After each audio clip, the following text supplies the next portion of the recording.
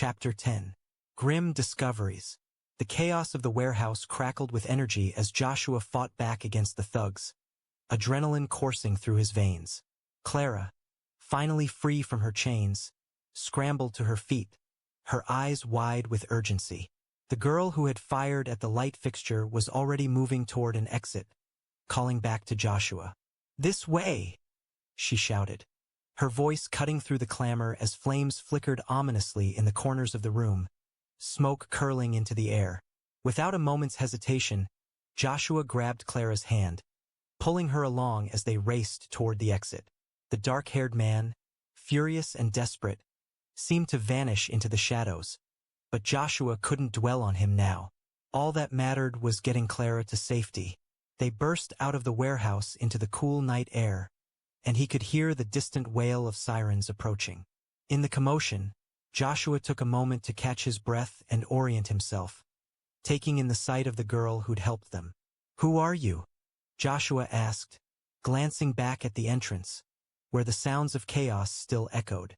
"I'm Ava, Mia's sister," she replied, her voice trembling but fierce. The revelation struck Joshua like a punch to the gut, the name igniting a wave of panic. Mia, the girl he'd been hunting for, the one whose disappearance had driven him into this dangerous world. "What do you mean, Mia's sister?" Clara asked, scanning Ava's face for answers. Ava's shoulders sagged, her eyes darkening. "Mia, she's gone. I thought I could find her before it was too late. I thought if I confronted them tonight, I could save her." Joshua's heart sank as he staggered back, his mind racing through the implications. "What do you mean she's gone? Do you know where she is?" Ava's expression hardened, tears shimmering in her eyes. "I found out she was here, in this place, and I had to do something. But I didn't know," she faltered, her voice breaking. "I didn't know the truth would be so bad." Clara stepped closer to Ava, placing a comforting hand on her shoulder. "What truth?" she asked softly. Ava drew a shaky breath, trying to steady herself. "I got a call days ago from someone saying they had information about Mia. They said if I came here, I'd find her. But when I arrived, it was too late. They had her locked away already." Joshua's chest tightened as realization enveloped him. "We need to find her," he insisted, the urgency in his voice more a plea than a demand. "Over here." Ava pointed toward a side alley just behind the warehouse. "I saw something last time I was here. A door that leads to where they keep the girls. I'm sure Mia was taken there." Before she finished her sentence, they bolted toward the door. Joshua held Clara's hand tightly, his grip reassuring. But the weight of the darkness ahead quelled his fierce determination. They reached the door, and Ava pushed it open, her heart pounding in her chest. "Stay close," Joshua urged, shining his flashlight down the narrow corridor. The walls were damp and peeling, and the unsettling silence played tricks on his mind. As they pressed forward, dread coiled tighter in Joshua's gut. He had to find Mia. They reached a room at the end of the hall, the door slightly ajar. Joshua pushed it open, his heart racing. The light from his flashlight danced across the floor, illuminating grim details. Muffled cries, discarded clothes, and signs of struggle littered all over. But it was what lay in the far corner that froze him in place. "Mia?" Ava's voice trembled, breaking into a whisper as she stumbled forward. Joshua felt his stomach drop as he followed her gaze. There, against the cold concrete wall, lay a lifeless body, her features pale and untouched, the horror of what had happened etched across her face. She was gone. "No?" Ava whispered, tears streaming down her cheeks as she knelt beside her sister, cradling Mia's head in her lap, a sob escaping her lips. "No, Mia." The grief radiating from Ava was almost unbearable, and Joshua felt a hollow ache in his chest as reality crashed over him. This was the cost of their pursuit, the weight of the evil he signed up to fight. Suddenly, the echo of footsteps echoed from the corridor, snapping Joshua back to the present. The dark-haired man. He was coming. "Get out!" Joshua shouted, pulling Clara back instinctively, urgency sharpening his senses as dread flooded his veins. "We have to move." But Ava shook her head, indifferent to the danger closing in. I can't leave her. This wasn't an option. He had to make her understand. If he finds us here, you won't have any chance left. We can't let his actions go unpunished. We need a plan. Just then, the dark-haired man's voice filtered through the darkness, his tone icy and mocking. You think you can escape? You're nothing to me. Your game is over. Joshua shot back, the fire of anger igniting within him again. You're the one who will pay. But the man's laughter echoed cruelly down the hall, and amidst the chaos, a weight shifted in Joshua's gut as he recognized the danger he was in. This was no ordinary criminal. Why are you doing this? Ava shouted, rage igniting the grief in her eyes.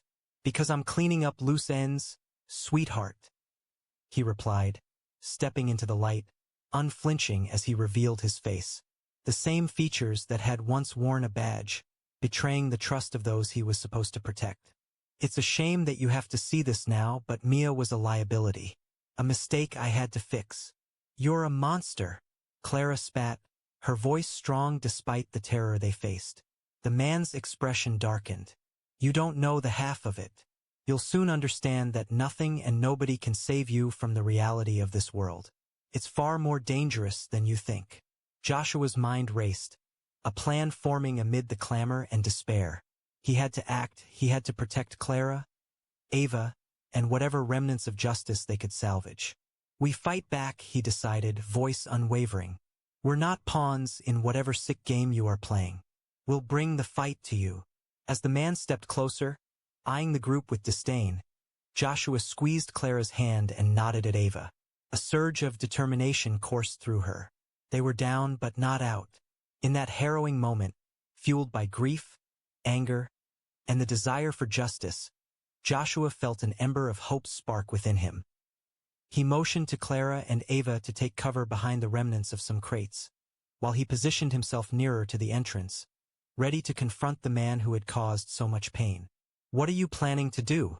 Clara whispered, her brow furrowed with worry.